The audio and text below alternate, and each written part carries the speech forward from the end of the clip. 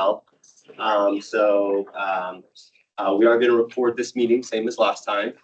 When I get into the agenda in just a second, we'll kind of see what we're going to go through today, but set the materials in advance. Hopefully you all had the time to review those. We'll be breaking kind of periodically throughout the presentation to allow time to speak and have discussion, to try to keep things as brief as we could for kind of the mission, the materials we want to cover with you all today too, because hearing from you all is really why we're here. Otherwise, we could just have this conversation ourselves, right? So I'm going to go ahead and get started. When we have breaks for questions, our CPD team over here is going to be maintaining a queue. So if you kind of raise your hand and make eye contact, we'll get you in the queue. And then as we are going through the kind of around for questions and discussions, we can call on folks like that. So without further ado, I'll go ahead and get started. The first thing, actually, before I do that, let's go around and just do one round of introductions, just so we can say our names. You don't have to give a long, lengthy explanation of kind of the full reasons you're here. Just maybe that you're a resident or the group that you are representing. We'll start over here with CPD and work our way around the room this way. But my name is Rob Haig. I'm the project manager for this Unlocking Housing Choices project, and pass it to my right. Hi, I'm Elisa Childress. I am a member of the project team, and I am once again functioning as the virtual facilitator. So for those of you who are online, I can help you get into the queue, and please send me a chat if you need anything. I'm Kyle Dalton. I'm the regulatory planning manager with CPD, and I'll be managing the queue after 5 o'clock when Andrew leaves. Hello, everyone. Andrew Webb. I'm the principal planner in charge of this project. And so full disclosure, I had a pre-existing commitment, and so I have to leave today at 5. And I apologize for missing half of this, but I look forward to watching the recording. Hi, Rod Kaczynski. I'm co-chair on the Sunnyside Land Use Committee. Hi, I'm Nola Miguel. I'm with the GS Coalition and Tierra Colectiva Community Land Trust. Carson Bryant, I'm with East Colfax Community Collective, both on the tenant advocacy side, and I'm a developer of affordable ag rehab deals. I'm Lucas Hagen. I'm the research and policy manager at the Neighborhood Development Collaborative for a coalition of nonprofit affordable builders. I'm Gosha Kang. I'm with Denver Housing Authority. I'm Alicia Kang-Hammett. I'm with Denver Planning Board. I'm Alejandra Castañeda, and I'm a community organizer member and organizer. Karen Cuthbertson, I live in Athmar Park. Ray Whitaker, Habitat for Humanity in Metro Denver. Joel Noble, I live in Curtis Park. I'm Lucia Brown. I live in the Baker neighborhood, and I'm a member of YIMBY Denver. I'm John Hindelman. I live in Congress Park. Brad Yoshimitsu. I'm the Arno president for Preservation of Residential South Hilltop Neighborhood Association. My name is Mary Kate Zukwitz, and I'm with Harvey Park Community Organization. Kevin Flynn, City Council's District 2, Southwest Denver. Hi, I'm Heather Lafferty. I'm a resident in the Regis neighborhood in Northwest Denver, and also here with Ulysses Development Group. We're an affordable workforce housing developer. Lupe Cantu, a resident of Virginia Village and also a principal at Davis Partnership Architects. All right. We can go online now, and I'm just going to call names down the list if that's okay. So first I have Angela.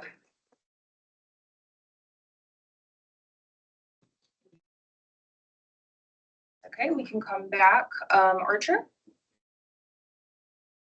Archer Squire, and we're resident of Pod Hill, and an architectural designer with Radix Design. Thank you. Next I have Donna.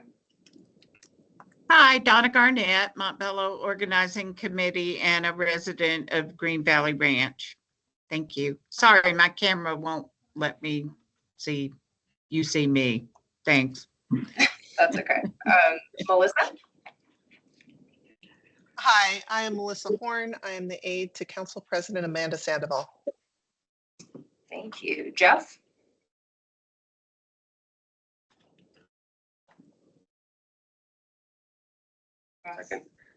Jeff, we might need to, okay, try now to unmute yourself, Jeff.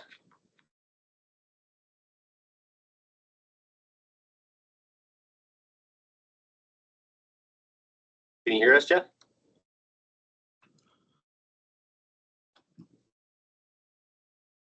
able to unmute. We will come back, or if you have questions, just feel free to speak up. But it seems like we're having some technical difficulties.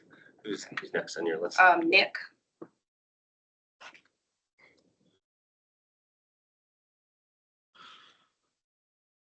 To Nick, and we also have Councilwoman Torres. Hi, everyone. Jamie Torres, representing West Denver District 3. That's all we have online, and I can do some troubleshooting. Great, cool. All right, well, thanks again, everyone, for being here. With that, let's go ahead and kick off. So today, in our time, we want to first give a quick recap of what we talked about during the July Advisory Committee meeting. And then we're going to talk about the adopted plan guidance related to this project, and that this project will be focused on implementing. Following plan guidance discussion, we will provide an overview of the issues identified with some that are relevant to this project. And then we'll highlight some of the key findings from our initial Peer City strategy report and research. As I said before, we'll be stopping to provide room for comments and discussion questions after each of these sections. And we've done our best to keep the presentation brief to allow more time for speaking than presenting. So. Sorry, guys. I'm sorry, Rob. I didn't know how to unmute myself. It wouldn't let me. I'm so sorry. Angela Hutton Hall. Sorry, Angela Hutton Halls. I am a Denver resident. I live in Green Valley, and I serve on various committees throughout the real estate community. Thank you. Of course, thanks for jumping in there. Yes, thank you. Working, and it sounds like you can hear us okay. I can. Thank you. Great. All right, so the first advisory committee was held on July 23rd and really served as an introductory meeting for us all to meet each other and introduce the project. We also began to build some of the foundation for why we're doing this work and received some of the initial feedback about the direction that we may be heading.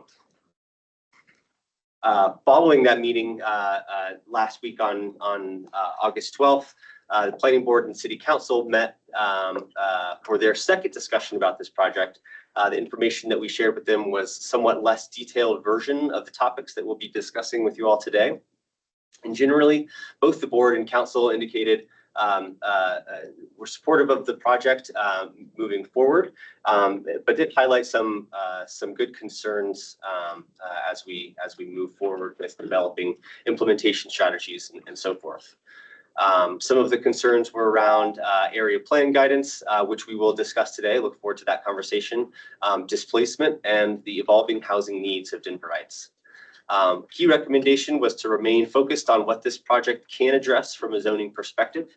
However, we will also be ensuring that any accompanying regulations, whether they are related to the building code, other affordable housing requirements administered by other city departments or agencies, are also kind of included in our recommendations and kind of the picture of the project. Even if they might be fully outside of the scope, we are still going to kind of have a parking lot for those type of issues, so that we can make those recommendations as a result of the project.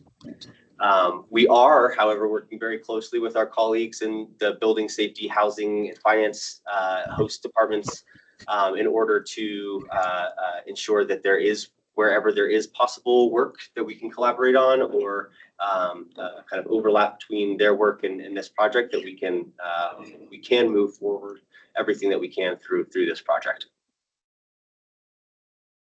So this is a slide we've seen before. This is a view of our project schedule that really just shows the core phase of the project.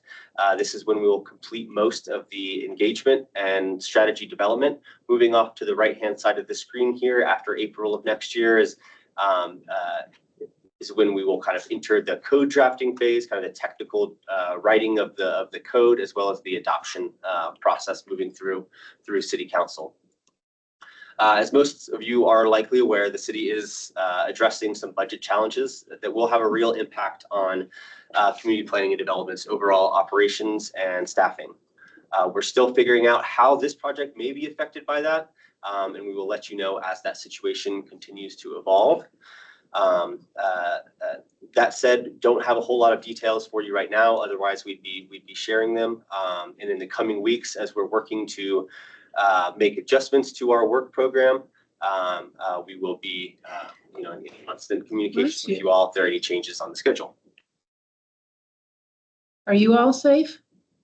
The ones that are here are safe. Yes. Thanks. This one.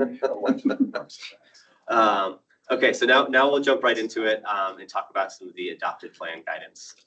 So quick briefing, what are adopted plans? The adopted plans are policy documents that are developed with extensive community engagement through a years-long process, and that engagement results in a community vision that is written into the plan. Along with that written vision, there is a policy guidance that is created in order to inform potential changes, policy decision-making, and the Unlocking Housing Choices project will directly implement some of that policy guidance to realize the vision that we heard from the community for residential neighborhoods to include additional housing options. The key citywide plan guidance, this is just a clip of it. Again, there were lots of materials that we provided in advance and that are available on our website if you want this full language.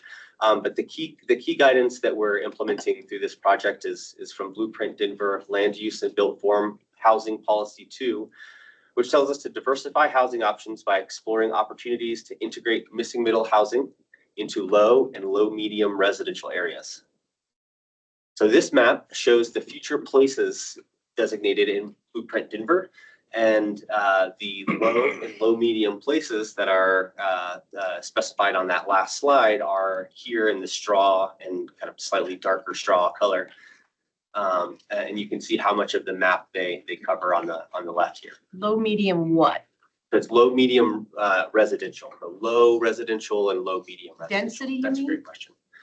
So Blueprint Denver uses a series of future places to identify areas of the city that will develop differently over time. There is a series of those future places that are the residential future place types. And within those residential future place types, there's low, low, medium, medium, and high, medium, and high residential. So, within those residential future places, low and low medium kind of covers those bottom two. I still don't understand. Low, medium, what? Low, medium residential. Are you talking single family? Wait, Are you talking? You mean density? Yeah, okay, this is a great question. So I think what I'll need to do is pull the language from Blueprint Denver and we can take a look at that. I don't know if I have a slide that covers it, but while we're looking at more discussion, I'll see if I can bring up that specific language. But Blueprint Denver has a series of these place types that are kind of broader. Low and low medium typically refer to single unit, 2-unit, and row house zone districts. The low future places are typically, not always, the single unit zone districts and 2-unit zone districts. So hopefully that helps. But again, this is again taken from Blueprint, and I'll make sure to provide some more information if I can in our break here in a second.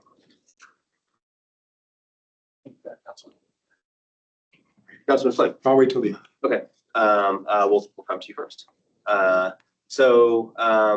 Moving on from, actually, I'll stick here for a second. So in order to implement this guidance from this page, right, which directs us to integrate more missing middle housing into these areas of the city that are designated within this plan and that are shown on the map here, we will need to expand the options for families to find housing in these areas, since they right now are mostly single unit zone districts. The vision of an inclusive Denver and Comprehensive Plan 2040 and Blueprint Denver relies on this having a diverse range of residents, businesses, and employees in all neighborhoods in the city.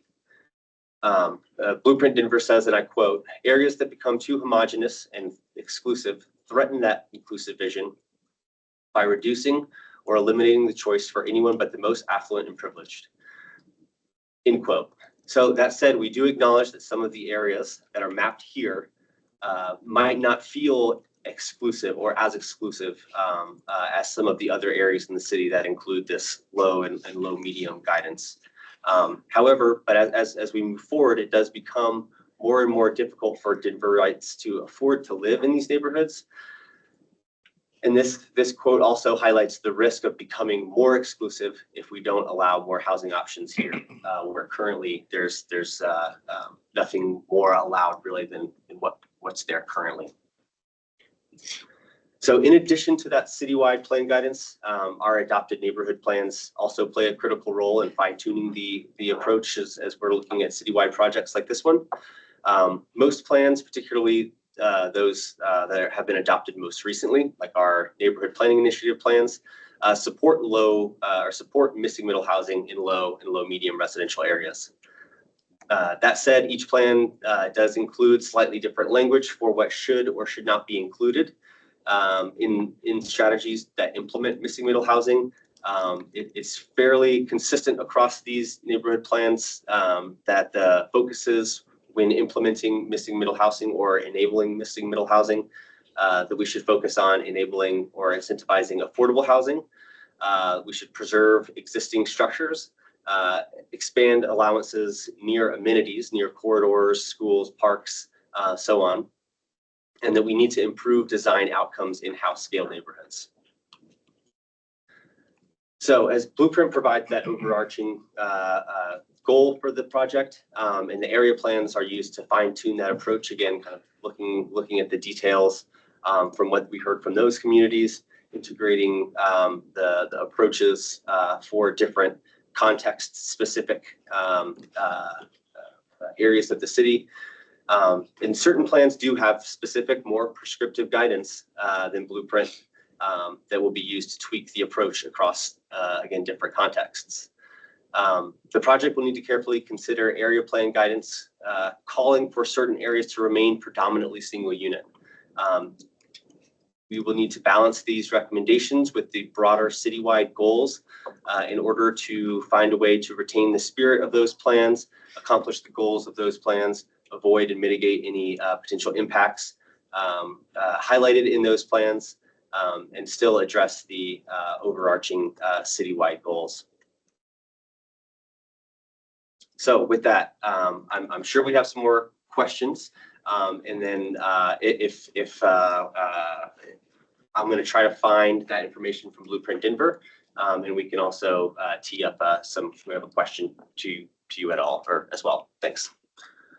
Rob, I'm happy to offer a few words about the Blueprint language as well. Sure, go ahead. So put very simply, the future place types, and in this case, we're talking about the low and low medium residential, refer to intensity of these areas, and they use words like a higher and lower intensity and higher and lower scale. So kind of number of units, the size and kind of appearance of residential structures and that sort of thing. So in an area with high, medium, or high residential future place type in Blueprint, you would expect to see things like larger apartment buildings and maybe even a mix of uses. Whereas in the low and low medium areas, as Rob said, you would expect to see lower scale structures in terms of the actual appearance of structures, and a lower intensity of uses, primarily residential. So in a range of numbers of units. Hopefully that helps clarify a little bit. Thanks. So we've got Councilman Flynn in queue, and then John, I just saw Karen's. Thank you. Could you go back to slide 8 just for a second? Of course. And thank you, Andrew, to dig down a little deeper. In Blueprint, that's sort of an overarching policy. But as you look at the different contexts, suburban, urban edge, urban, general urban, corridor, commercial corridor, et cetera, there's different guidance for how to integrate. And so thank you, Andrew, for that start for what I was going to say. It might look different integrating missing middle into urban than in suburban or general urban or urban edge. And so I just want folks to focus on that guidance, because it might be important down the road. In suburban context, which is almost all my district, almost all of Southeast and Northeast Denver, Montbello Green Valley Ranch. The growth in residential, which we're supposed to absorb about 20% of household or population growth under blueprint, we absorb that in different areas, in discrete areas, as opposed to in urban areas where you might have a 16-unit apartment house next to a single. And so the context matters. That's all I wanted to point out. For instance, in suburban, it says duplex might be appropriate when thoughtfully integrated. So integration in different contexts means different things.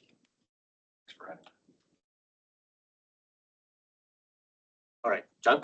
I'm curious which area plans don't support middle housing and what the rationale is for that, and if we're just going to kind of leave them as outliers, or is the plan to try to do something within those area plans? That's a great question. And it's interesting because when you read the plans, they all speak very highly of missing middle housing. And the difference is kind of where they speak about it being allowed. So in low and low medium areas, the example I'll give is the far northeast plan.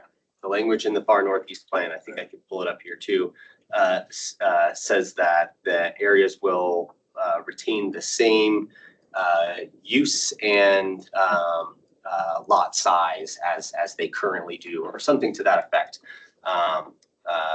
Again, trying to pull this from memory. So, language like that, I think is kind of where we see some more of this rub, particularly where, where we want to try to implement a citywide project. I think we're interested to hear from you all too, as far as how you think the best way to integrate the neighborhood plans languages into a citywide project like this one.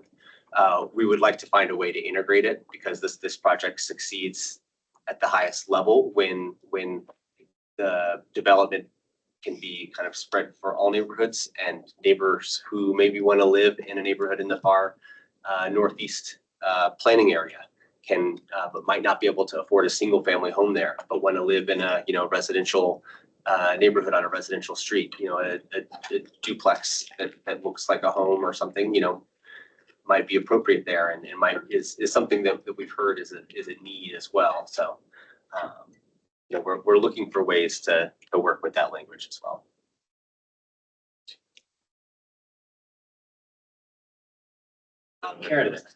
Karen.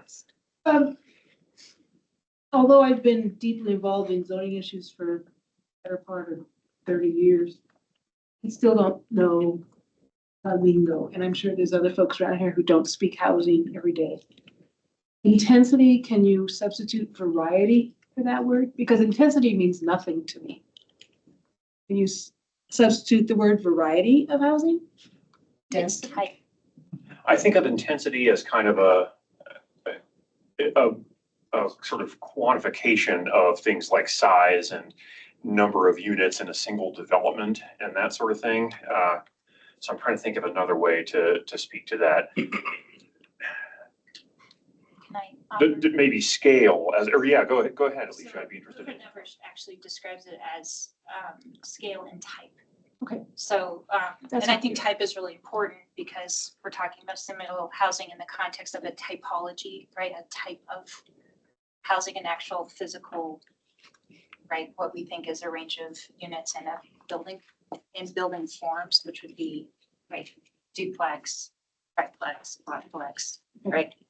Row home, and then overlay that into context, which is the neighborhood context, like Councilman Flynn articulated earlier. So I think that's a way to kind of think about it. I think if we think about it as far as density and intensity, it can sometimes be misleading because you might be able to, if you have a quadplex on a smaller lot, that's going to feel pretty quote unquote intense, but it would definitely fit the place type, right? So I think thinking about it as scale and type over context as the cake. Thank you. That helps. So you have Angela online, and then Lucia, and then Gosha.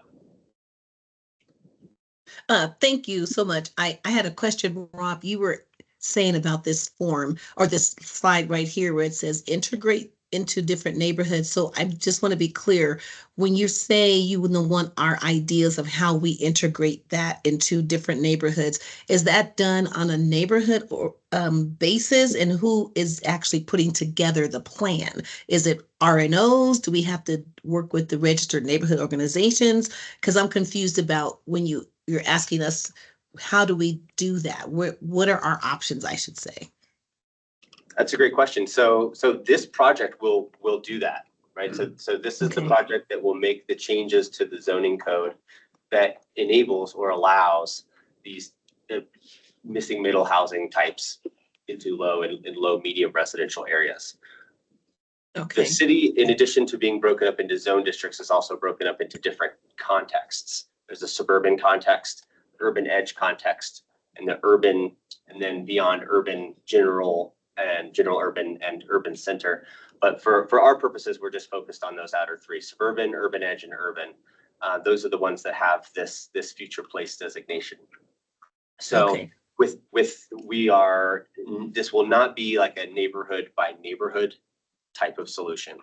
This will be the whole city will be affected by this project with different potential strategies for different contexts, right? Like the suburban context might look slightly different than the urban context in how these housing forms are integrated. So we would that is kind of like what I was asking is kind of to see what input you would have for us as we're considering these, similar to Flynn's input, how things we should be considering, and that sort of input. Okay, I just want to be clear. Okay, thank you. I appreciate it. My question is about the introductions, and maybe people have come in late or I didn't hear. Do we have anybody on this committee that represents private development that isn't an affordable housing developer? Like just somebody who represents market rate housing development? Is there one person on this committee that represents that? Not a soul? Okay. Why doesn't affordable count?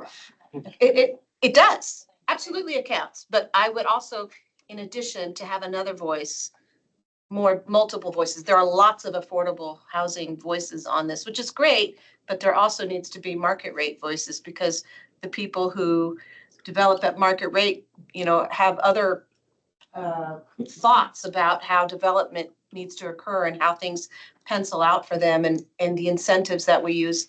Because the majority of building that happens in Denver happens from private developers, not from affordable developers. But I don't see one person represented on this committee by a private developer. Thanks for pointing that out. I wanted to give the opportunity for people to speak up if they identify themselves that way. In addition to everyone on this group, we are also through focus groups and other kind of individual interviews working with private developers, nonprofit developers, and so on. Partially to understand what's feasible, right? This project doesn't make any sense if we don't understand what pencils in the real world. So we are kind of moving through again interviews, having focus groups with those private developers too to kind of understand their concerns. But thank you for pointing that out. What's next? Go So I have a comment and a question. So the comment, I kind of want to zoom in on the word exclusive because it can mean different things to different people, and I think it may be triggering at times. And I would love interpretation if there is a definition in the blueprint, but my understanding of that word in that context that there's areas that are exclusive because they don't allow any other building forms or building types other than single family. So they exclude any other building forms and housing types and uses even in many cases. So I would welcome any correction on that. But the question I want to bring up, I asked that question last time we met, and I asked that we have somebody come to us to talk about how we're going to apply the equity concepts in the blueprint to this effort. So I don't know if you have it planned in this conversation and if that's something that you will handle, or there's going to be kind of like an equity specialists. I know the mayor's office has people who specialize in those topics, so just want to pose that question again. Yes, we don't have an exact time for which meeting they would join, but yes, we do plan on kind of diving into that part of the plan guidance as well as kind of that part of the city's mission through the OSEI or one of the other departments. Probably have someone come in. I think it'd be helpful to bring them in early to kind of inform the discussion and set the tone before we go too far. Helpful, thanks. Thank you. Okay, next up online first, Councilmember Torres, and then we have Alejandra, and then Councilman Flanagan. Thank you so much.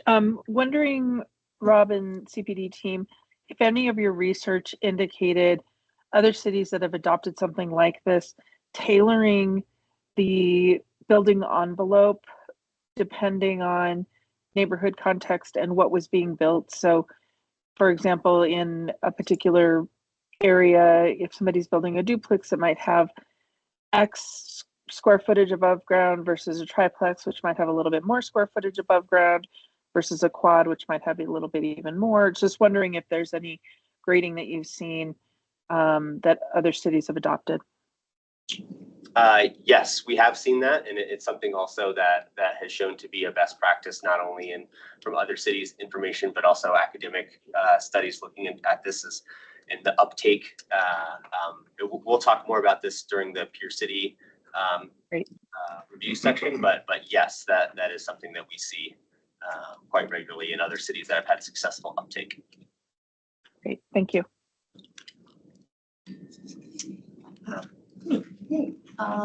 So I have a couple of questions about the ADU process. So when the ADU was a citywide project, how did that, how was that implemented? Do you look at different, places and contexts and all these different things? And did that impact the definitions of low and low medium residential? So no, so the definitions of low and low medium residential had always included, since they were written into Blueprint Denver, that accessory dwelling units are appropriate within those areas. So the definitions didn't change. Is that what you were asking? Yeah. Yes. Yeah. Yes. Okay. And then I have a kind of comment related to equity, which also can be a funny word that a lot of people, take and use to, I don't know, in a way that doesn't feel right to me sometimes. And I've learned about targeted universalism, which I don't know if you're familiar with, but it's from the Institute of Othering and Belonging at UC Berkeley, which looks at a lot of housing related stuff, transportation related stuff. And I'm going to define it, paraphrasing, but it's about, so you already have a home, a safe home that you can afford, so you're taking care of. Excellent. So now we look at the people who don't have a home or who don't have a home they can afford, or that they're looking for a home that they wish they could afford. And so then that makes it, we're targeting sort of the policies and practices and measures and all that to the people who we're trying to help with, hopefully, right, by building more types of homes. And ensuring that those people's voices are, play an important role. And, because usually when we look at RNOs or other organizations, even, council members and all that, these are people who already kind of have a voice, that has been heard, that has been implemented. And the other people, like the other security guard that I talked to today, because that's going to be my goal. Every time I come, I will ask the security guard where they live and how they got here to work. And this one lives in Broomfield, and he took the bus, and it's almost an hour to get here, one way. So once again, just kind of rooting it in the people who need this help the most. Yeah, and when we're talking about equity, maybe reaching out to the Institute of Othering and Belonging might be a good thing, and learning about targeted universalism also might be helpful. Thank you. I just wanted to elevate a comment from the chat because we had technical difficulties and Nick was not able to deliver his comment himself, although I believe we've solved that issue. Regarding the question about do we have anyone who represents the private development community that's not affordable, Nick did chime in the chat and say that he did that in Fairplay, but not in Denver. So I just wanted to elevate that since we're not all on our computers. And a number is raising their hand. You can go ahead and speak as well. That might be Nick.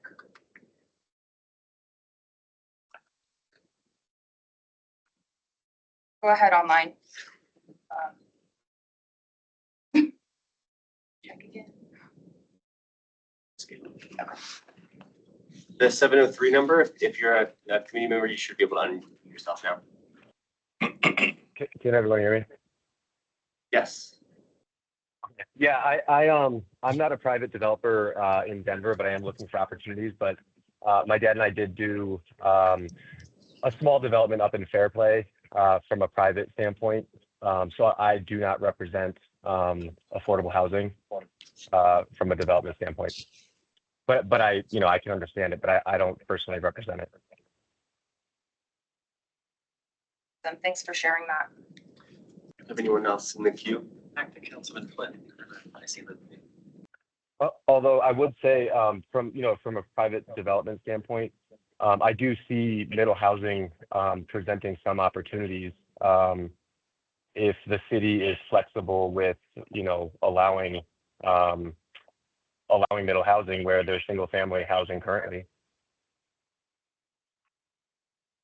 Great, thanks, Nick. Councilman Flynn. Thank you. Rob, getting back to a statement about a citywide approach, just want to lay it out that having a citywide umbrella is going to be somewhat difficult given the guidance that is different in some of the NPIs and the neighborhood plans and in the different suburban, even within the suburban context, because, and Andrew, maybe you could, or Kyle, I think I'm correct that in suburban context, low residential is defined as primarily single family, where a duplex may be appropriate if thoughtfully integrated. But in urban edge, I think it is low residential is defined as single unit and duplex. So even low residential is defined differently by context. Then when you go down even deeper into the area plans, the Far Northeast plan, which is the first one we did, the guidance for, I think it was Montbello, in the Far Northeast plan, literally says duplex is not appropriate in the single family areas and will be limited to a certain geographic area that was mapped on the plan itself. So a citywide umbrella is going to be very difficult to make the shoe fit in every case. So I just want to make folks aware of that. Thanks. Yeah, thank you. And I we'll go into our list in just a second. I think I don't want to confuse a citywide project that has effects and has, something that affects all these neighborhoods citywide, different than having one set of rules and one set of regulations that applies everywhere in the city. Those are two different things, right? We're not talking about the latter. So absolutely, you're right. There's going to be a different set of approaches and strategies, and kind of the code will be written differently in different places like that. However, we will have this being a citywide project, we'll have things that affect. I appreciate the clarification. So we have Lupe and then Mary Kate and Heather and Rob. I'll look to you when you need to cut off the queue. Great. Yeah. After this, after Heather, maybe we'll cut off and we'll move to the next section. Thanks, Kyle. So just having been affected by this in a different type of development, I think if there's an opportunity where there's an ability to provide an overlay of utilities to see which areas in the low and low medium would best be able to kind of allow for this level of growth, it might be helpful in kind of prioritizing certain zones, if you will. You just, like I said, ran into an issue most recently where all of a sudden the expense of having to kind of upgrade wastewater could make it very, detrimental to some level of housing. Yeah, great. Thank you. That's a good comment. Yeah, we've been talking to our utilities and other city agencies, and that's definitely something we're looking at, since what we've heard so far is there are not like large capacity issues, but there might be places where the expense does become prohibitive because there are upgrades that are required, whether it's a new fire hydrant that needs to be added or upsizing of sewer, that kind of thing. So yeah, it's a great comment. Thanks. Mary Kate? I just wanted to thank you all for clarifying that we were talking about ways that we could do this. And one of the ways that we could do this is a one size fits all and one single rezoning that would universally impact every neighborhood in exactly the same way. It's helpful to get that kind of clarification from you that it will potentially be more contextualized based on preservation of affordable housing, naturally occurring affordable housing, et cetera. That's helpful to know. That feels a little new to me than the last meeting that we had and how we were talking about that. But I wanted to thank you for introducing that.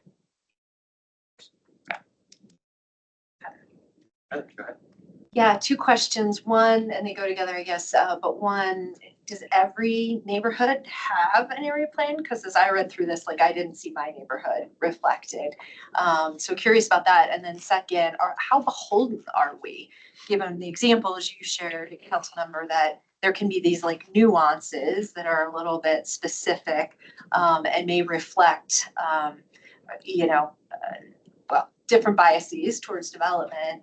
How beholden is this project to each individual area plan?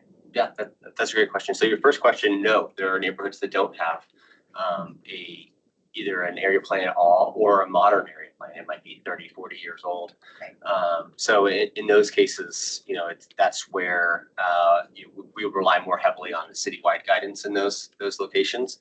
But we would also kind of lean somewhat on some of the other area plans that have similar contexts or similar situations to kind of educate what approach might be appropriate in that context. And as far as how beholden we are to the plans, I think that's another great question, and I think it's that's the difficult balancing act that we have, where the citywide plan provides this guidance that we're looking at on the screen, applies to the whole city. It applies to suburban areas. It applies to urban areas. So when we look at the neighborhood plan, we have to balance, what goal was the neighborhood plan maybe trying to accomplish when the language was put in place? How does that fit into the overall neighborhood vision, and how do we make that work while also still, integrating these housing types into these areas? It's tricky, and I think it's, we don't have a definitive answer because we haven't developed that strategy yet. But at the same time,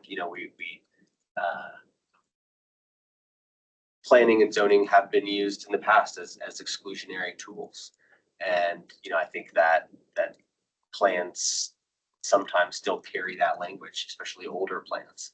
So in some cases, that balancing act, we have to do a little bit more thinking to make sure that we're not excluding people from certain neighborhoods and certain things. So that's a great question, and that's not a great answer. I'm happy to have any support from the CPT team or anyone else if anyone has any thoughts. Go ahead, Alicia. So a question, I'm going to press you on that. So to me, code is the law, and it's a blunt instrument that treats everyone the same. Right? Its goal, the law, is to treat everyone quote unquote equally. That doesn't necessarily mean that it treats everyone equitably. So I think when we're talking about the recommendations that are coming out of this plan, right?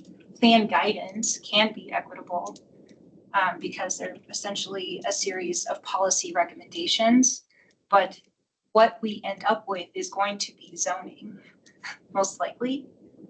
And that's where the real impacts are felt, right? Where it doesn't necessarily matter what the intent was.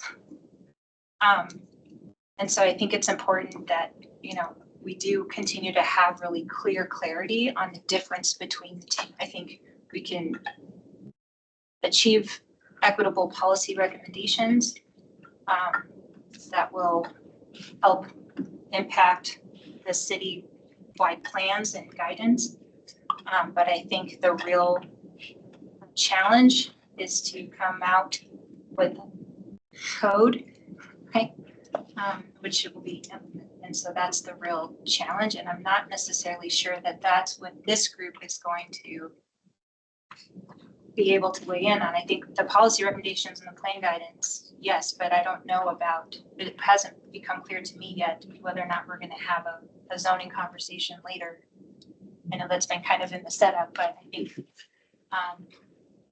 there's a huge difference, in my opinion, between those two and how people experience that, right? And when council gets a rezoning, right, you're looking at context and all these things, but it's a blunt instrument, right? So CMX zoning is the same regardless of, or MX zoning is kind of the same regardless of context, right? So just want to keep those two things really clear. Yeah, that's a great point. Yeah, we hope to probably in our meetings next spring, after we're done with the setup piece, get into the weeds and start talking more about what the zoning might look like that comes out of this project. All right. So with that, we'll move on to the next section. I've got a couple more slides to get through, and then we'll open up back up for discussion. So here. So now I'd like to talk about issue identification. So as part of the project, we identified a series of issues that we will use throughout the project to kind of keep us on track. We'll use these to test solutions and potential strategies to gauge the success of the project and what degree are we able to address some of these issues that have been identified. These are largely taken from the adopted plans. So the adopted plans that the citywide plans and the area plans kind of talk about these issues when they're talking about integrating and enabling missing middle housing. So it would be impossible for a project like this one to solve all of these problems. So we don't expect this project to solve all of these issues completely. However, this project can address portions of these problems through the enabling of missing middle housing. We're going to walk through each of these, and as I do want to point out now that these are not in any particular order of importance. So first is the lack of housing diversity. So Denverites are often stuck between choosing whether they're in an apartment or a condo, in a larger apartment building with 10 or more units, or they're struggling to afford a single family house. This graph on the right shows that breakdown of housing in the city by unit. 42% of the homes are single unit, 48% are large apartments. There's this very small cohort in between of 2 to 9 units. So they will be looking to move from a busier corridor into a more residential area, but they're unable to afford a detached single family house, so they can't. So this project looks to address these issues by enabling these additional housing types in more neighborhoods across the city. This is the map that was on the screen earlier too. This is from Blueprint Denver's equity metrics and shows the housing diversity map. I'll send a follow-up email to this to you all where you can look at all these maps in detail, and they're interactive and you can zoom in and out, click on different things, look at the different scores. But Blueprint Denver has established this housing diversity score as a part of the overall city equity metrics and highlights where the city has lower housing choice. So this map uses a couple different things to gauge its level of diversity. And you can see the darker colors are less diverse, and the lighter colors are more diverse. And that's kind of measured in comparison to the city as a whole. So what this map uses to measure is the percentage of middle density housing. So, you know, what we're talking about, 2 to 19 units, 2 to 9 units, home size diversity, ownership versus rental housing, housing cost, the number of income restricted units all go into what these numbers are. So by enabling missing middle housing, we can improve the diversity in most of the areas that are less diverse. Missing middle housing is typically smaller units. The fee simple configurations allow them to be possibly easier to be for sale units than other missing middle housing types. Division of land also reduces housing costs in addition to the unit size. So there's multiple ways that this project could affect housing diversity. The next issue identified is housing supply. So Denver's housing production has ebbed and flowed over the last couple of years. There have been big boom years where we've constructed a lot of housing. However, despite those big years, the supply continues to struggle to keep up with demand. And this is particularly true in certain segments of the housing market. So in where the housing market might be able to provide enough housing for luxury apartments or luxury condos, it struggles to provide for different income brackets. This graph on the right shows how that looks. This is a regional map, but it's reflective of similar findings in the city from Host. But we didn't have it as elegantly shown here. But anyway, you can see how Denver's housing supply is able to, or the market is able to provide housing for certain segments, right? Like between 80 or 60 and 80%, or 100 and 120%, market's able to provide almost enough housing. However, there are big gaps, particularly lower in the 0 to 30 or 30 to 60% range, 80 to 100% range. So to provide enough housing supply across the full spectrum of housing needs, we are looking to create more options. This map shows the city's zoning and highlights where single unit zone districts exist in the city. So it's between 35 and 40% of the city is zoned for single unit zoning. And you can start to understand how, especially since most of these areas are completely built out, and without enabling any additional housing options, they're not able to contribute anything to the housing supply or supply needs of the city. This also, in addition to cutting this off from potential adding to supply, it also drives up the cost of land in areas where there is higher entitlement allowed. So the third issue is an uneven development pattern across Denver's neighborhood. So this map shows where single family homes have been demolished and replaced with missing middle housing types. This uneven distribution of housing, of the new housing types, has been more impactful in certain areas, certain neighborhoods than others. On here, the darker colors represent more missing middle housing development than other areas. And this map really highlights how a citywide approach and kind of allowing and enabling these housing types across the city reduces and spreads the burden from these neighborhoods, so that some neighborhoods aren't don't shoulder the undue burden from providing this needed housing type. This is another map from Blueprint's equity metrics and shows where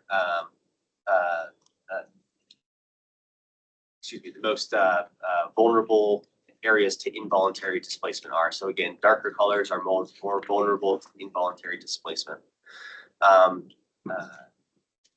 If you flip back between these two maps, you can see that areas where a lot of the missing middle housing is replacing single unit homes. These are areas that are designated as more vulnerable to involuntary displacement. And so again, this project in the same way seeks to address this by enabling this more desired housing type in other areas of the city currently where it's prohibited and are less vulnerable to involuntary displacement. So the fourth issue is affordability. So housing in Denver is really expensive. The average wage has not been able to keep up with that increase in housing cost. In 2017, 44% of households spent more than 45% of their income on housing. That's well above the 30% that's understood to be within, affordable. So this comes from Blueprint Denver, and in order to reach this goal by the 2040 target of having 35% of households spending less than 45% on their housing, we need to kind of unlock all of the different options we have to create more affordable housing, whether it's income restricted housing or more naturally affordable housing. So the fifth issue is the loss of existing housing options. So our department recently did a review of 2024 housing permit data. And this shows that in all like-for-like replacements, so when a single-family house is being replaced by another single-family house, or a duplex is being replaced by another duplex, in those two situations, The average increase in floor area was over 3,000 square feet. So this tells us that when houses are being scraped and replaced, they're being replaced by something that's much bigger and that is not affordable. In a lot of cases too, this represents the removal or demolition of something that was previously more affordable, if not, capital A, income restricted affordable, that it was kind of more naturally attainable. Admittedly, this is only 2% of the new housing units that were created last year. So overall, it's a pretty small percentage of housing units that are created, but it does represent, a pretty stark trend in what is how our single family neighborhoods are being redeveloped.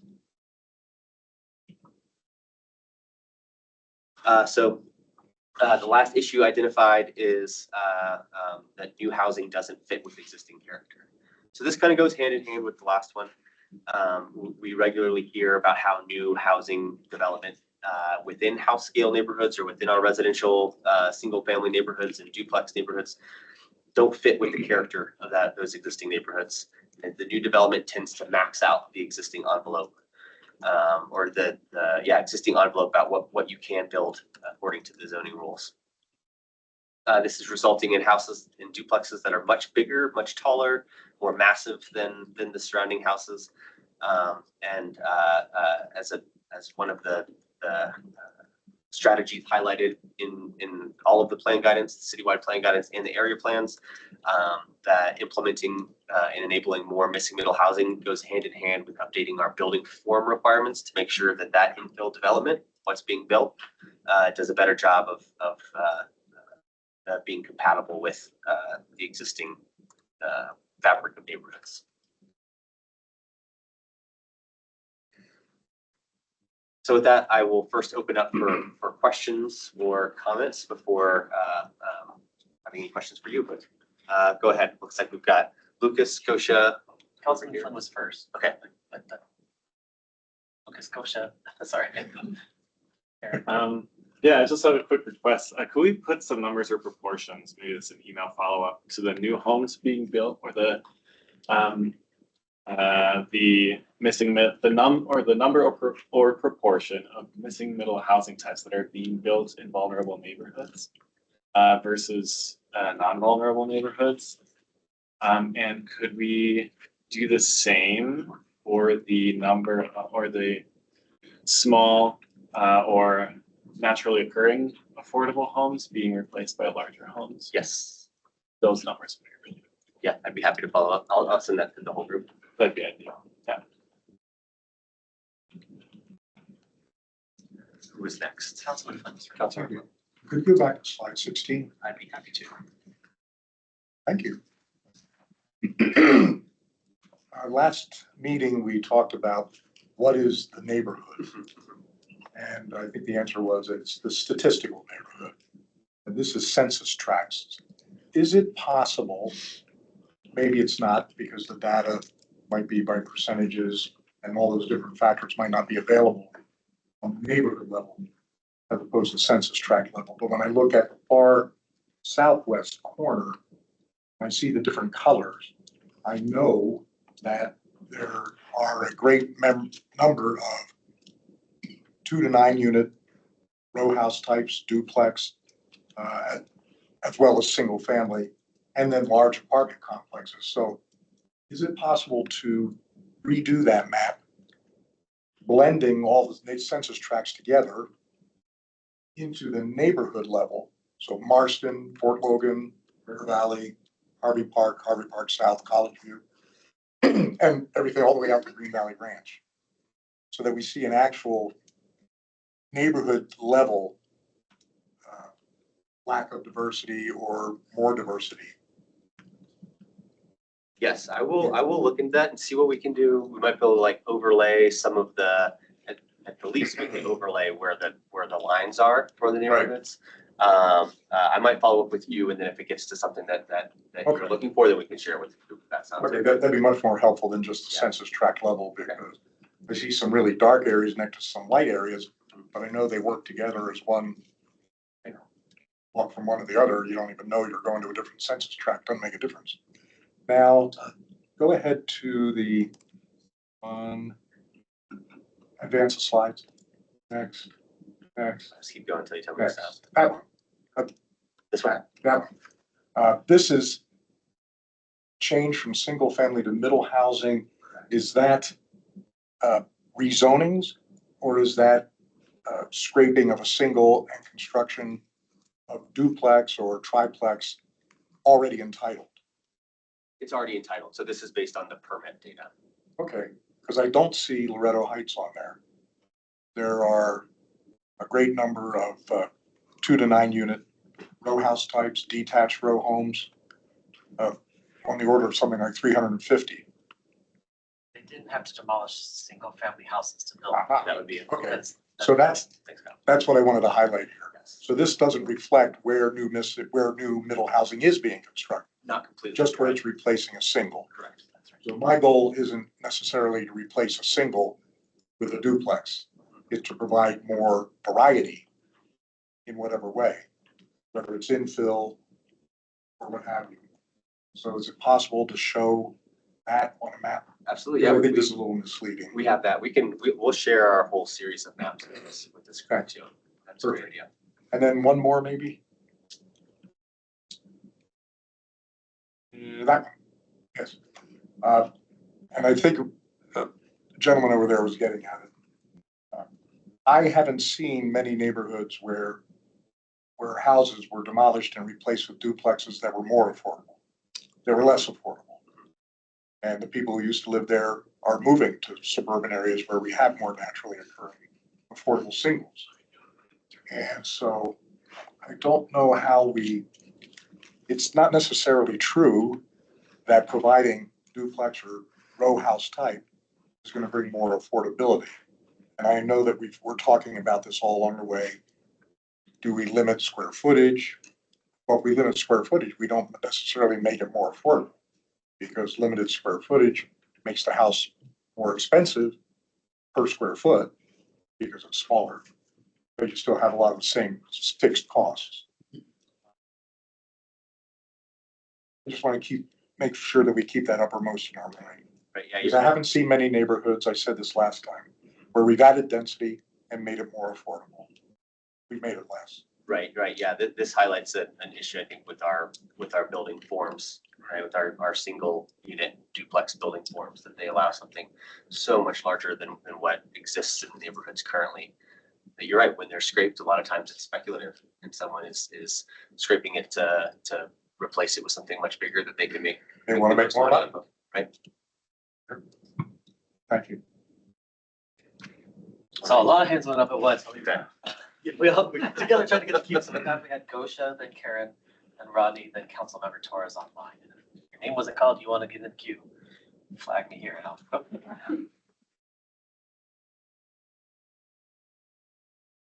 Yep. So I have a suggestion and a comment. So I think it would be really healthy if we established a goal of units, number of units that this project is supposed to add in terms of entitlements. I mean, we can extrapolate from the anticipated population growth and the fact that these low density or low residential areas are to absorb 20% of that growth. So that number, I think, should be fairly easy to identify. And then I think it'd be important to then distribute it on the map to kind of know where they're going and not overburden the neighborhoods in District 3, for example. So that was a suggestion. And the comment, I want to comment on the kind of the building form or the neighborhood character. For a while, we had these slot homes that we all agreed we didn't like, and we eliminated them from the zoning code. But they were providing very important product on the market that otherwise doesn't exist, which is kind of a detached, more attainable home ownership.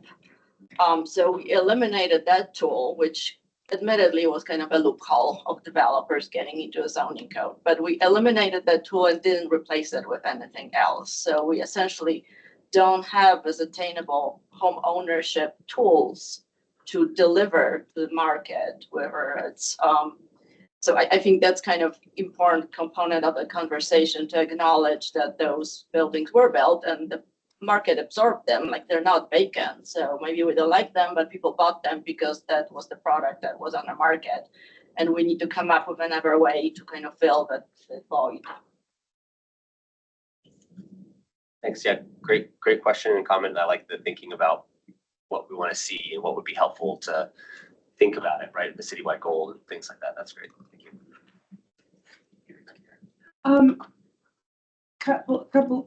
Couple things.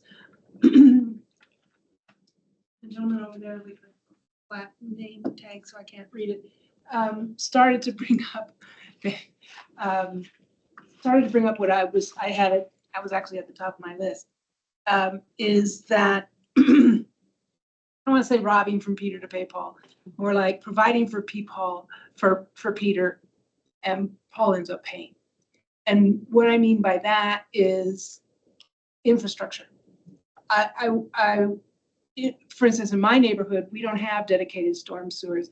I guess the thought in the 50s was, since the east side of Athmar Park slopes steeply into the river, that they didn't need them. Water would just flow into the river, and that would be that.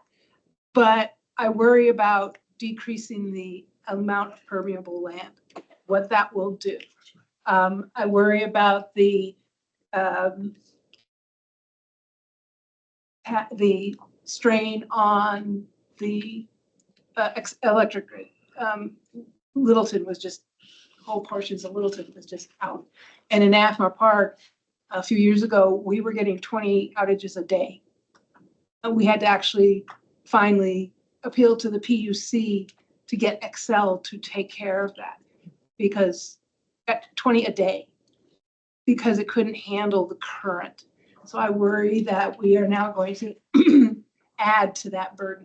Same thing with water lines, sewer lines.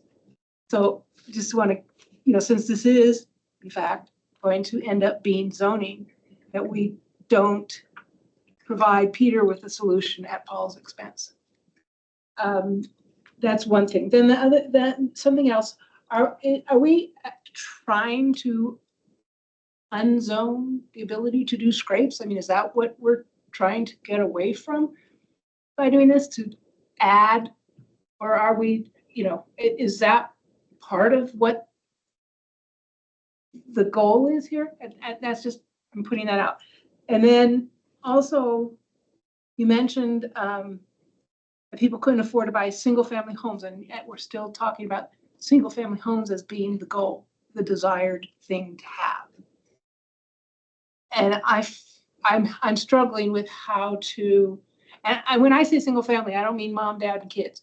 I mean multi-generations. Is that what we are still, is that the aim of most people? Is that what we're aiming to provide for? Is a single family place for people to live? So just as we move forward, is that what are we trying to do? Great question. Yeah, I'll address the question about scrapes, and then maybe I can, from the plan perspective, talk about the desire for single family homes and everything. So the plans, Blueprint Denver, as well as neighborhood plans, do talk about integrating strategies that would discourage or limit the amount of scrapes of existing structures. A lot of times those preserve a kind of more smaller, more naturally occurring affordable type of housing. However, it is not a goal of the project to kind of freeze neighborhoods in amber and stop them from kind of the natural evolution that would typically occur in a neighborhood where more things are allowed. You might see kind of a house that has had some deferred maintenance be replaced with additional units. And I also think that the next question about is our single family houses the goal? I think for the purpose of this project, they're not. I think for the purpose of this project, the goal is to provide more options in addition to single family houses. Right now, so much of the focus is around a single family house because it makes up so much of the city's land area. But they are not able to provide housing. They're not able to provide housing for any Denverites that want to live in those neighborhoods and live there. So that's some of the reason why it's so much of the focus. But this project is looking at kind of changes in demographics, changes how people are living, changes in desires for how people want to live, and a lot of times single family homes are not the answer based on what we've heard from the community. So great questions. All right, we've got 7 folks in queue. Rodney, you're next. So far, we've been talking a lot about all the descriptive characteristics that we've defined as successful missing middle housing, things like equity and affordability, attainability, all of that. And then there's another element that I see sort of inextricably linked to it is walkability. But by definition, that sort of doesn't necessarily focus on single family properties that we've all been focusing on so far. That sort of has to do with adjacent amenities that provide walkability. So some of the things we were talking about with affordability, like, from a homeowner standpoint, not having to have another vehicle sort of, provides that. Also being adjacent to other zoning districts, which by definition provide some of those, businesses and shops, things that are adjacent to these homes are kind of part of this. Have you guys included in your people that consult with you and have conversations like Dottie and RTD and that side of things, which can help reduce, like from a developer standpoint, if they don't have to build a garage because it's designed in such a way, we've just recently removed minimum parking requirements. That's only going to be built by a developer that is in an area where walkability is there. Like, they're going to build parking spaces for where people can't walk to their amenities. And then on the other side of it, we're focusing kind of on the single family lots, but businesses, by definition are on, mixed use, Main Street sort of designations. Like, have you guys looked at areas of the city where these single family districts have those adjacencies? Because in my mind's eye, you could do the best type and form of building, but if it's not walkable, it's not going to be as successful. Right. So even though we're kind of focusing on single family lots, have you guys thought about the adjacency aspect of other types of zoning and how that could be encouraged to help support some of these single family lots being redeveloped into missing middle? Yes, absolutely. Yeah, great comment. And I think that's much easier connection to make in like our more urban and urban edge neighborhoods where they are kind of just generally, a lot of times like 1 block away. It changes from a mixed use corridor to single unit zoning, right? Those are the areas that I think you're right, will probably have like the most successful redevelopment. Yeah, we are looking at that. And again, I think maybe we'll share our, a lot of our mapping that we've done and like looked at kind of buffers from corridors and buffers from different zone districts and centers and places and things like that. Yeah, you're right. You highlight something that would be really important to the project and like that uptake that I've mentioned a couple times. Like, we'll be more successful in areas that are more walkable. So, yeah, thanks for bringing that up, and it's definitely something we're focusing on. Thanks. The next was Councilmember Torres online. She's taken herself out of the queue. So got Mary Kate next. Yeah, I appreciate that point around being in proximity to employment, business opportunities, grocery stores. I know in terms of what the literature says, that's been one of the strong suggestions for missing middle housing across the United States, is to really focus and prioritize the development of missing middle housing that is close to these commercial corridors. So I don't want to lose sight of that either, and what these other recommendations, and as we have opportunities to do that, bringing in that kind of literature and what the recommendations are around this, because I know that comes up again and again for everyone's sake. We've brought up some infrastructure issues, infrastructure being really important for being able to support the housing. That's one of those things. Transportation, we've talked about water, et cetera, but also giving people the opportunity to access grocery stores and work close to where they live also is a really important priority as well. So I just wanted to highlight that. Thank you for that.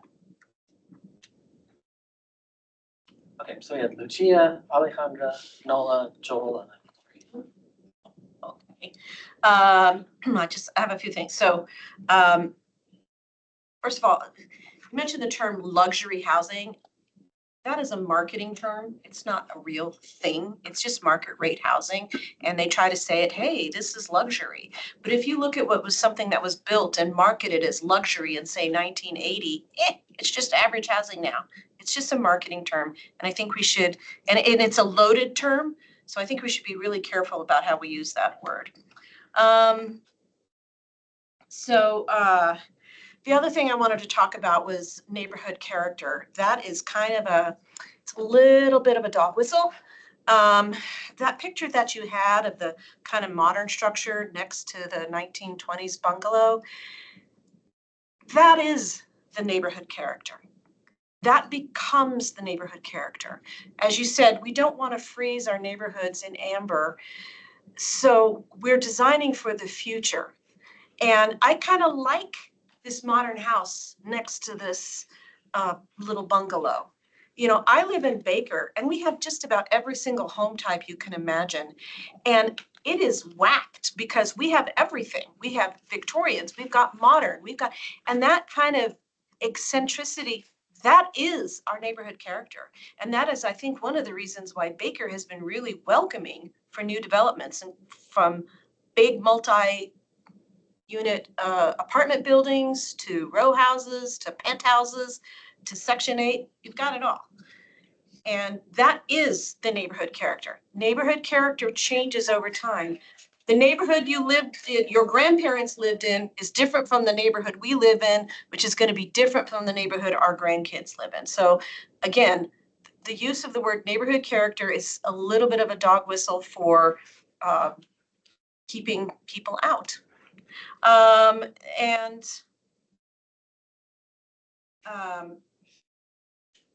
To follow up on your walkability comment and what you were also saying as well, and this may not be a conversation for this group, but as we are increasing density, if we want to avoid car congestion and those things that come with it, then we do need to have, in more urban contexts, more mixed use neighborhoods, and maybe even in more suburban contexts, like down in Southwest and far Southeast, you know, things like accessory commercial units. So maybe someone's running a bike shop out of their garage, or they've turned a corner house into a little a coffee shop, or something that is very, very light commercial that would be appropriate, that, you know, people don't have to get in their car to go down and get a cup of coffee in these areas.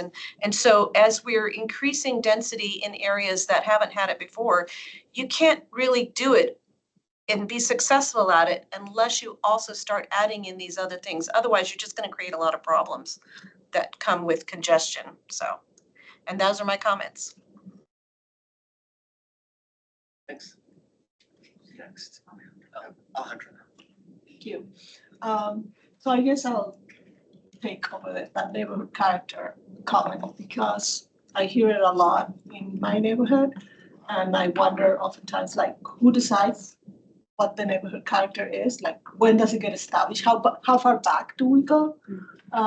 Is it like when Native Americans, you know, kind of were living here, or is it, you know, when the first Spanish colonizers came?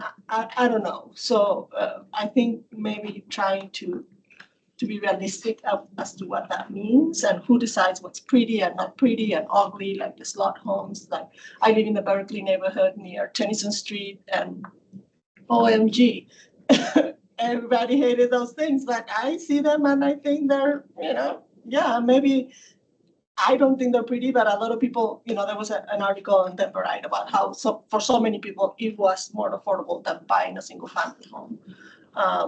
And talking about how duplexes might replace a naturally affordable housing, and they're still not affordable, but they're still more affordable than the mansion that's being built on 46 and Julian right now, which that's the only thing that they're allowed by code to build. So only the people who can afford to build a humongous mansion are now able to build in a big lot that could probably have 5 slot homes. So I know that that's more affordable than a single family home.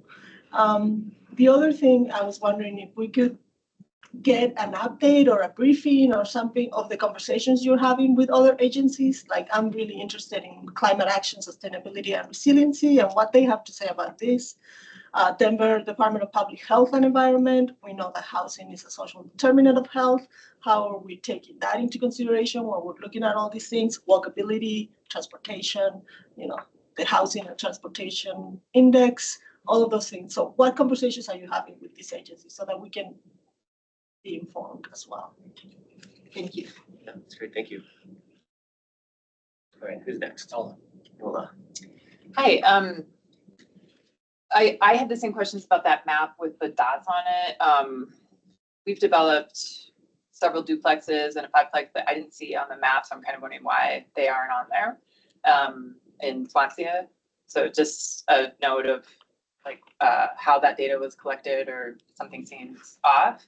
And then going back to Councilman Flynn's point about the duplex and from an affordable housing perspective, a duplex can be how you make your balance sheet work. So I just want to make that point of sure they're being sold for a lot more, but people are doing that because they can make a lot of money on it. And I think everybody here realizes that, but from an affordable perspective, adding an additional unit is a way to make it work. And we can't do single family rehab acquisition and not put another unit in and make the balance sheet work anymore.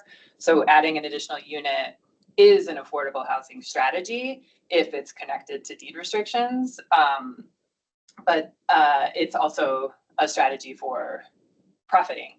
So I think figuring out the ways that we can distinguish that, like what's like what the intentions are, seems really important. We also, I mean, there's other types of context things like you mentioned, deferred maintenance. Like a lot of times when we first started the land trust, we wanted to repair some homes, but they were so poor, they had plumbing issues or we had a meth house or things like that, where it's like, okay, we got to tear it down because it's so bad, so we have issues like that a lot in Global Area Swansea. And the other thing I want to mention is just talking about demand. If we have, I don't know if you all have data for projections, but I'm always thinking about like, is the demand as high right now? And is that going down? It seems like it's going down a little bit, just like on the ground. It feels like it's going down a little bit. I mean, obviously the prices are kind of stabilized or leveling. But I think I just want to be, I'm a huge fan of developing lots of housing, but I also want to know, like, are we talking about a real demand or is the demand changing? I think cities are continuing to have a lot of growth and will continue to, but it might be changing a little bit. And also, we're closing schools, right? Like there's other things that are happening that's making, population growth, trends and those types of things. Great comments. Yeah, thank you. Joel and then Corey and then Heather and Rob, I'll look to you. That's fine. Perfect. Kind of two sets of comments. If you go back to the house the yellow house was being replaced. The dots? No, that one you spoke by. Yeah, so I had kind of three thoughts when this was up on the screen. The first is kind of what you're getting at, which is quite often when a house is replaced with another house, which to Alejandra's point, in a lot of Denver is the only thing you're allowed to do. People are supersizing the houses. So not only have you not made any more housing units, you've also vastly increased the cost of it. That's kind of the point that's being made here. But my mind went to something a little different, which was even if the house is not substantially bigger than the one you've replaced, new construction is very expensive. So it's going to be much more expensive. And so in the bucket of new construction, and this is something Gosha was getting at, as was Alejandra, for missing middle, we have to be talking about multiple units. And dividing by 2, a duplex might not be enough. Whether it's slot homes or fourplexes or whatever the form looks like, if you want it to be more attainable, that land has to be spread across more units than just one and more than just 2. And so I am concerned if we start heading down the path where we pat ourselves on the back too much because we allow duplexes, because that's not going to be very attainable. The other thought that caused for me, though, is because new construction is so expensive, in this project, we have to also be talking about adding dwelling units to existing structures, whether it's additions, internal subdivisions of existing structures, whatever, far, far more attainable. We have to re-legalize that. And I mean that specifically. In my neighborhood, there are many houses with multiple mailboxes on them, and it was legal when it was done, but it's no longer legal to do it now if it wasn't already done before. This project has to re-legalize that. The final thing is something quite different. On the screen, I keep seeing pop-ups of other conversations happening, and I'd like to recommend that in the future, this meeting we have one conversation.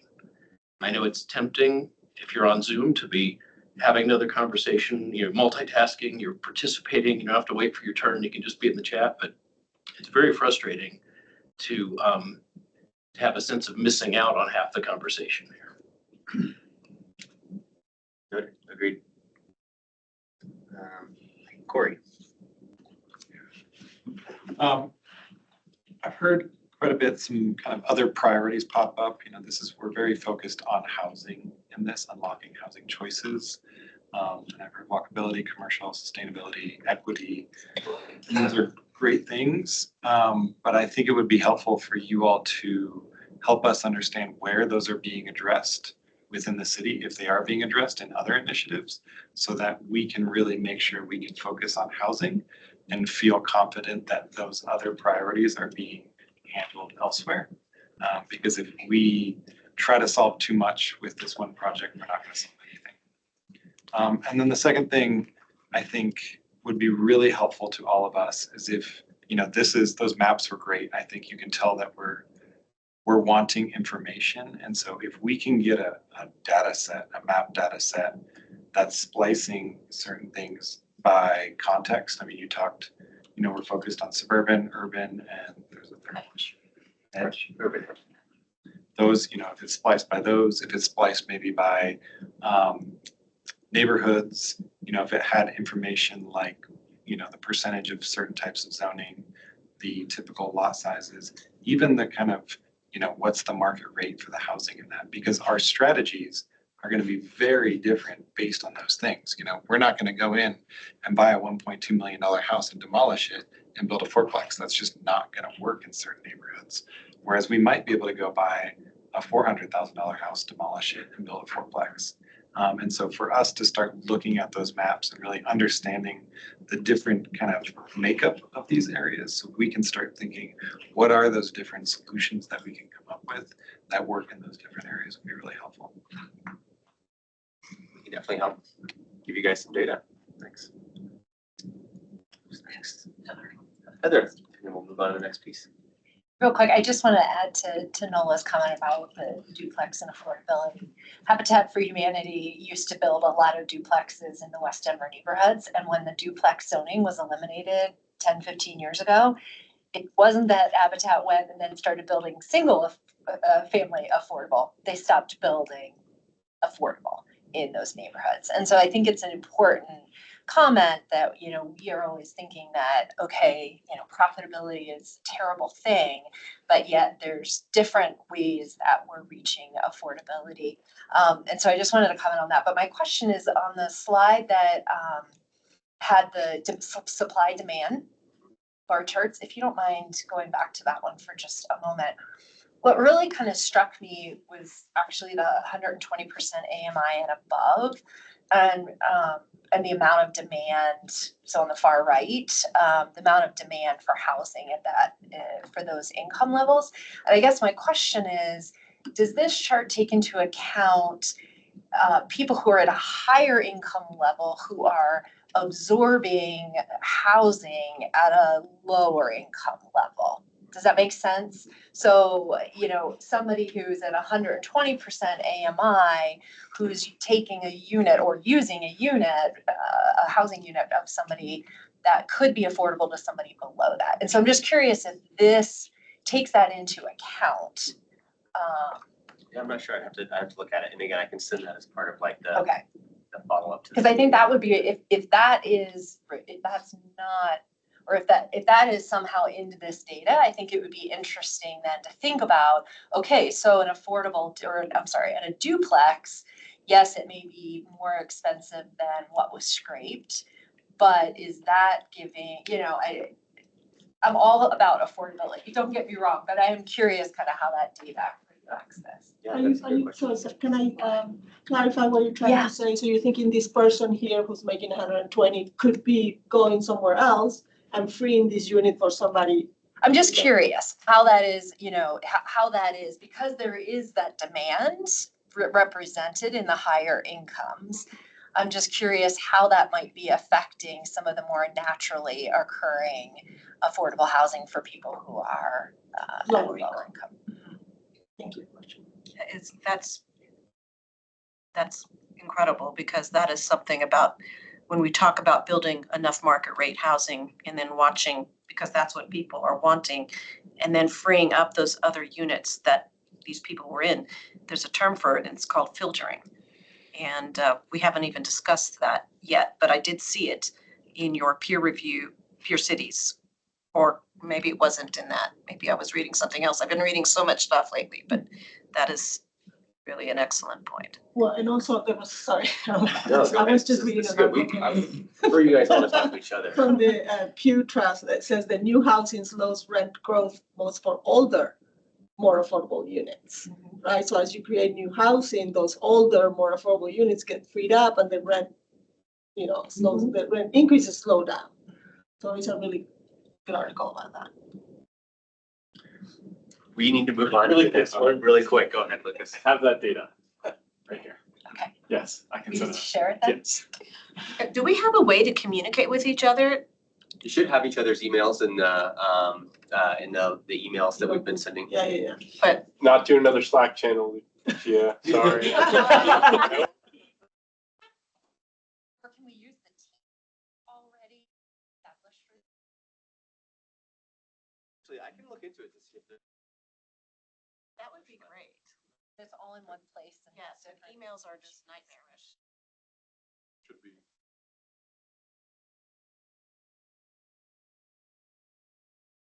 What we can set up in addition to just kind of like last meeting. We all agree not to put any manifestos in it. Oh, you're no fun anymore. I'm very fun. I just like to get to the point. All right, so the next section, I'm actually gonna hand it off to Elisa, who's gonna talk about some of the give an overview of the Peer City strategies and our Peer City review that we did. So we have been doing a ton of Peer City research, and so far we've researched over 20 cities and counting, including cities like Portland, Sacramento, Toronto, Memphis, and others. So this research, of course, remains ongoing and will throughout the project, but we just wanted to share some key themes with you today. So there are a lot of different approaches to projects like this that have been done by Peer Cities, but there are a couple of project elements that most of these projects have in common. So the types of strategies that they typically include are, first and foremost, allowing more housing options in single unit neighborhoods. So this typically includes allowing duplexes, triplexes, fourplexes, and other multi-unit building forms in areas that used to only allow single unit housing. They also include incentivizing the development of small-scale multi-unit building forms by updating the rules for building design. Utilizing similar baseline standards for a structure regardless of the number of units that are proposed in it. And this is often paired with incentives for additional units. Many projects have reduced or eliminated minimum lot size requirements. And then in addition, they have required income restricted units in exchange for additional housing units. So one of the most fundamental topics in these projects is deciding what approach to take when we talk about allowing additional units on a lot. And from our peer city research, we're really seeing two main approaches to this. So the first is allowing a fixed number of units per lot in different zone districts. And then the second is allowing things like density or building form standards to control the number of units that are allowed on a lot. And I'm going to give you some examples of each. So first is allowing a fixed number of units per zone district. So this approach is pretty straightforward and it's exactly how it sounds. So for example, Minneapolis allows up to 3 units on every residential lot. Charlotte allows up to 4 units on every lot in their neighborhood zone districts. And again, I just want to clarify that this doesn't mean that every lot can accommodate all of the units allowed. This is just the zoning entitlement. So the second approach is to let density standards or building form standards control the number of units per lots, the number of units allowed on a lot. And there's a couple of different ways that this can look. So for example, we can take Spokane. They don't actually have a limit on the number of units that can be built as long as the building form and the other code requirements are met. So they have a couple of different residential building forms with its own set of rules. And as long as the structure meets those rules, you can put as many units in the structure as you want and as is feasible. Chicago uses lot area to govern how many dwelling units can be developed on a lot. So what they do is they allow 1 dwelling unit per 1,000 square feet of lot area. So in addition to deciding how many units are allowed on a lot, there's also the topic of how large each unit can be. So according to the Peer City research that we've done, the most effective missing middle housing reforms include some sort of floor area incentive. So FAR, or floor area ratio, is a zoning tool that determines the maximum size of a building based on the total size of the lot, and then that number is expressed as a ratio. So for many of these missing middle housing projects, cities will increase the allowed floor area with each additional unit on the lot. So the diagram that you're seeing on the screen is from Sacramento, and so you can see that they allow more floor area for structures that contain more units. So there's a ton of material that we could cover regarding Peer City research, but one of the best examples out there right now is Portland. And that's because they completed their project long enough ago that they are able to report pretty robust 5-year data that tracks the project outcomes and the success. So we wanted to dive into this city in particular. So here is an overview of what they did in their project, and I can share more about the outcomes after this. So at a very high level, they did allow duplexes, triplexes, and fourplexes in single dwelling areas. Generally, these buildings are required to follow the same rules and design standards as single unit residences. They do allow 6-unit developments when at least 50% of the units are affordable to 60% AMI households or 80% AMI households for sale. Additionally, they require a minimum of 2 units on larger lots, as well as cottage cluster style developments, which have had a lot of uptake from developers. So like I mentioned, Portland has some really good data on project outcomes, so I'm going to share some of the highlights of that now. And this information comes from the city's 5-year report, and I will drop the link to that report in the chat after this. So in the last 5 years, middle housing production has increased significantly in Portland. There are now more middle housing units being produced than single unit homes. Generally, the number of demolitions has not increased. And then generally the city was able to conclude that permitting activity has been focused more or less in the same areas of the city before and after the project. They also found that the average sales price for a new middle housing unit is trending $250,000 to $300,000 less than the sales price for a new single unit home. And they noted in their report that prior to project adoption, duplexes were being built in similar size to single unit dwellings, and so they ended up being priced very similarly. Since they've adopted these new limits on floor area ratio through their residential infill project, the economic motive for developers has shifted from building the largest units possible to building the greatest number of units possible, which has led to smaller and less expensive middle housing units. And so based on that analysis, Portland has concluded in this report that the middle housing being produced after this project went into effect is more affordable, primarily because the units are smaller. So the most common middle housing dwelling unit that's being built in Portland is a 2-bedroom, roughly 900 square foot house for sale. And limiting the unit size is essential to keeping the cost of new housing low. So like I said, there's a ton more that we can share, and there's more information on our Pier City report online. So I will stop here for now and we can move on to discussion. Could we get some data on building permits in Denver?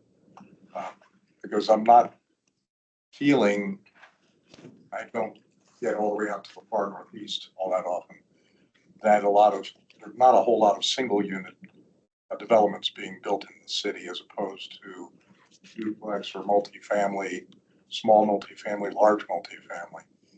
I know, for instance, at Loretto Heights, which I know best in my district, you're going to top out at around 1,400 new units. 13 of the 1,400 will be single unit, just to face the single unit across Irving. But all the rest of them will be either the 300 or so townhomes or the apartments. The income restricted, mostly about 20% of the total eventually. Is it possible to get, so I don't know what's being built out in Parkfield or Green Valley. Are we still building single family housing in Denver? You're right that the trend is mostly what by unit count, what's being built are multi-unit. Is there, But is yeah, that breakdown available? Yeah, we can. That'd be a good data point. We can Thank definitely you. take a look at it. Yeah, thanks. All right, Mary Kate, and then Karen, and then Joel. So the overall decrease and the decrease in the average price of the house is for the city as a whole. And what I keep on coming back to is just when we're thinking about affordability as a North Star and preserving affordable housing, naturally occurring affordable housing in the city, I'm wondering what this does for displacement overall. What did it do for the affordability for a specific neighborhood when these changes were made? That's a big question. You know, a lot of these cities have been doing this work and this rezoning in recent years. And that is just that there's so much momentum behind it.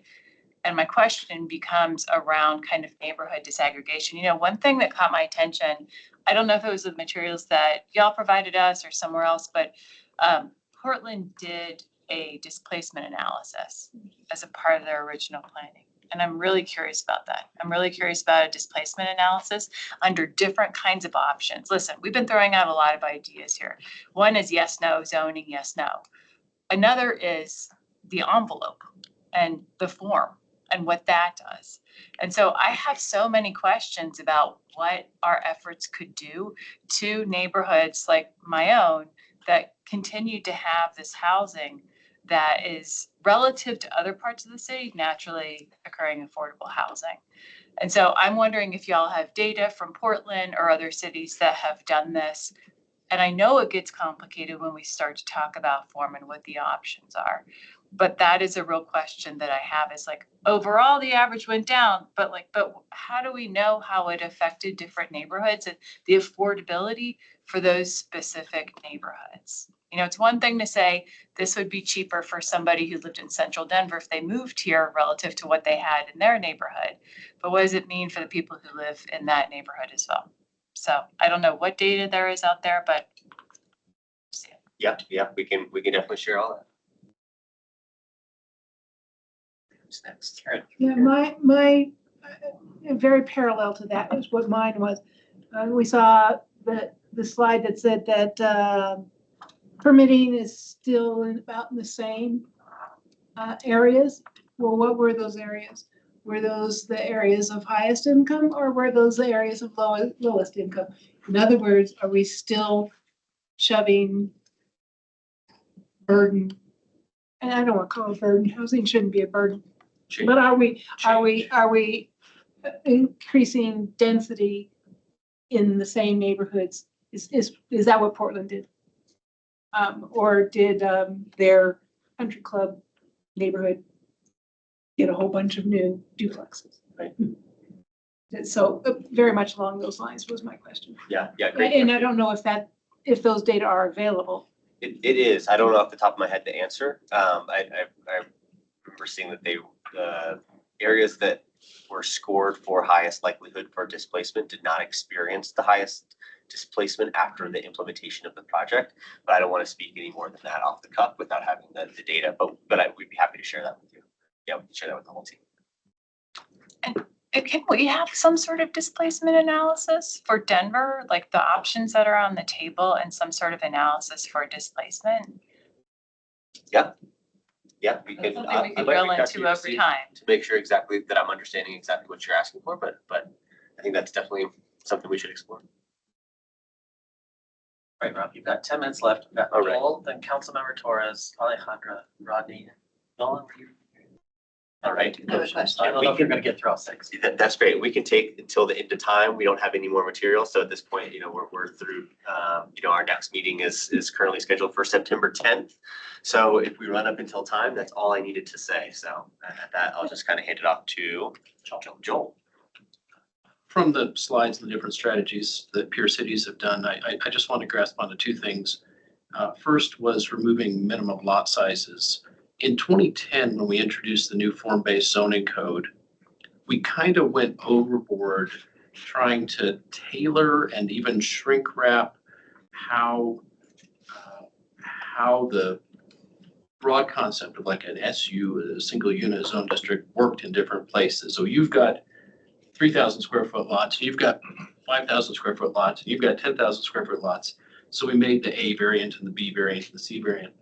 In my time on the Denver Planning Board, we saw many rezonings where somebody was rezoning from an SUC to an SUB just to get a different minimum lot size.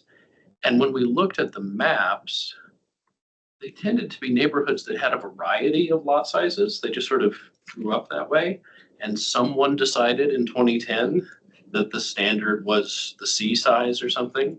And then they had to rezone themselves, which is a difficult, burdensome, expensive, risky process. My sense of this, having lived with this for 15 years now, is that what really matters to compatibility is scale, how big things can be, not how much space there is between them. I'd love to see us explore relaxing the minimum lot sizes and relaxing this notion of different neighborhoods have to have much more elbow room between houses or not, because when the houses go in a little closer to each other, but they're the same scale as each other, I think everybody's really happy. So I'd like us to look at that in this project. And the second thing, I just wanted to thank you for bringing up Cottage Court from one of the cities, because that is in Blueprint Denver as something we should look at and should roll that into this effort. Thanks. Councilwoman Torres.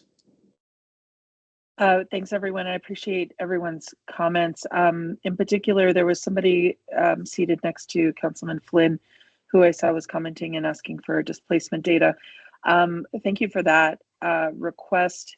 It's definitely, I think, what the neighborhoods in the West Area Plan saw, and how CPD and my office sought to create a memo that put parameters on rezoning units. Now that's only the rezoned units. It's not properties that have zoning. So we looked also at demolition permits and, starting to look at data for changes in demographics. West Area neighborhoods saw a decline in people of color from 70% to 41% in a 12-year period of time.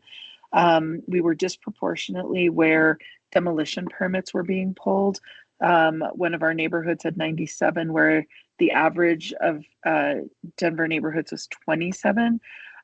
So there is data where we can look at who is being affected by this the most, because it's not always just rezonings that affect displacement. It's also just demo permits and where building is taking place.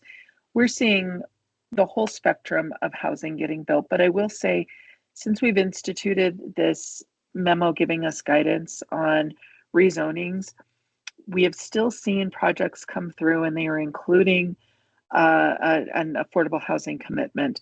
And this is in alignment with what our residents said they wanted. When I'm looking at what we're supposed to produce as a result of this conversation, we don't really have any options in between 2-unit duplex and row home housing options in my district. So you can't build a triplex, you can't build a quad unless you have a much higher intensity zone district. And I think that's part of the conversation that I want to see what's possible in West Denver for us to see other types of things. But I still have some strong interest in making sure we're still in alignment with the plan. West Area Plan says that's appropriate on corners or on certain corridors. So I don't want to, this was adopted, a year ago.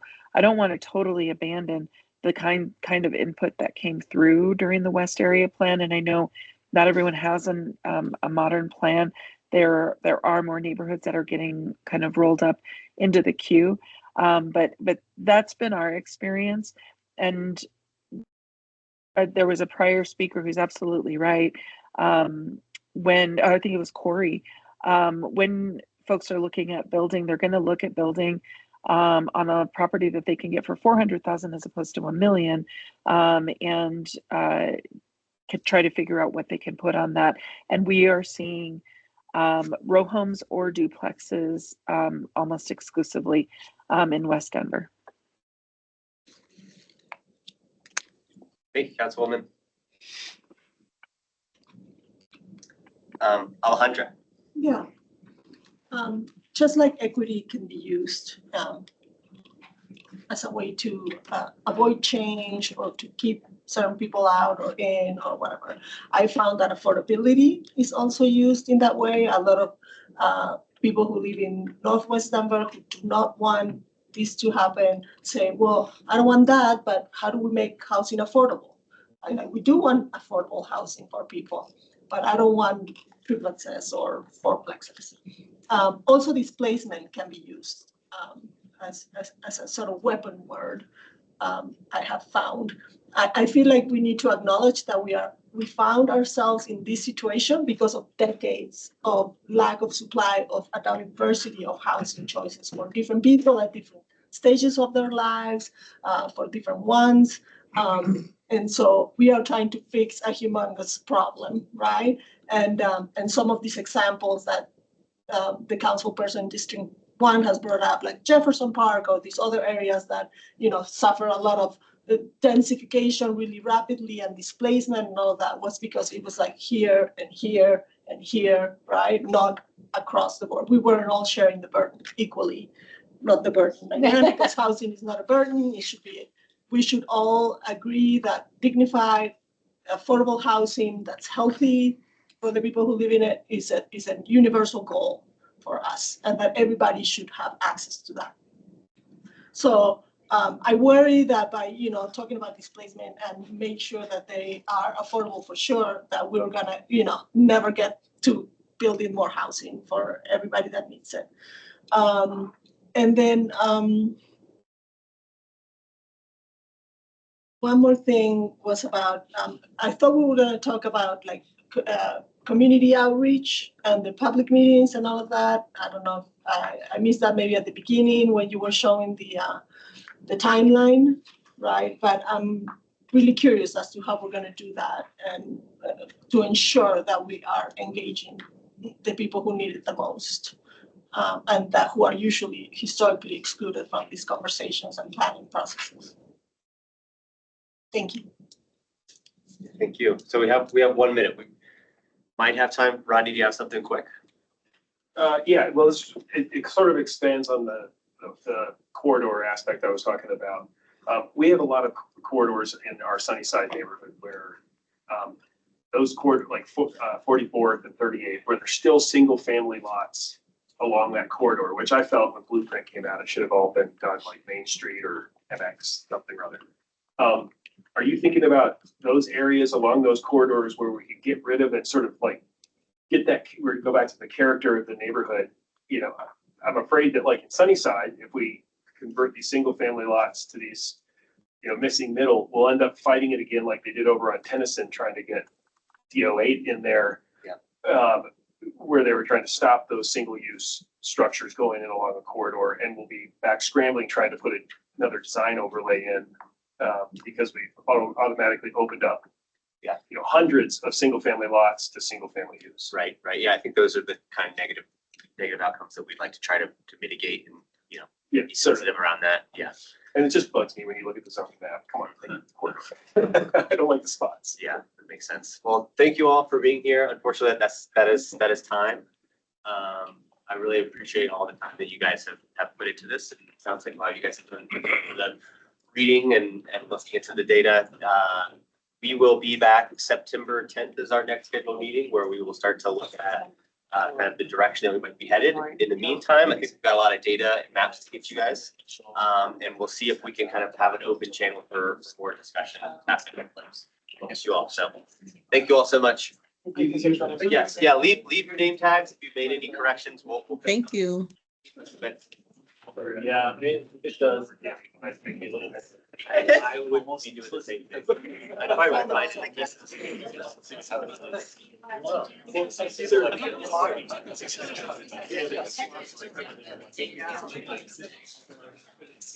Online.